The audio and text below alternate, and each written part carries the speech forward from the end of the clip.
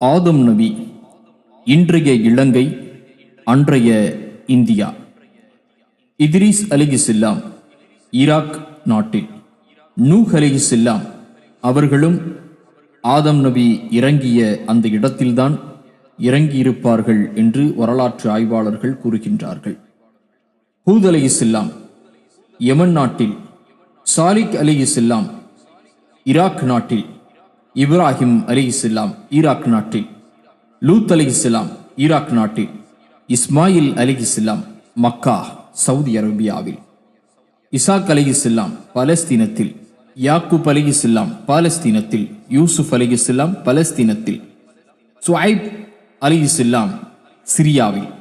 அய்யூப் அலைஹிஸ்ஸலாம் சவுதி அரேபியாவில், மூசா அலைஹிஸ்ஸலாம் மற்றும் ஹாரூன் அலைஹிஸ்ஸலாம் எகிப்தில், தாவூத் அலைஹிஸ்ஸலாம் பலஸ்தீனத்தில், சுலைமான் அலைஹிஸ்ஸலாம் பாலஸ்தீனத்தில், இலியாஸ் அலைஹிஸ்ஸலாம் பாலஸ்தீனத்தில், அல்-யஸாஉ அலைஹிஸ்ஸலாம் பாலஸ்தீனத்தில், யூனுஸ் அலைஹிஸ்ஸலாம் ஈராக் தேசத்தில், துல்கிபில் பாலஸ்தீனத்தில், ஜக்கரியா அலைஹிஸ்ஸலாம் பாலஸ்தீனத்தில், யஹ்யா அலைஹிஸ்ஸலாம் பாலஸ்தீனத்தில்,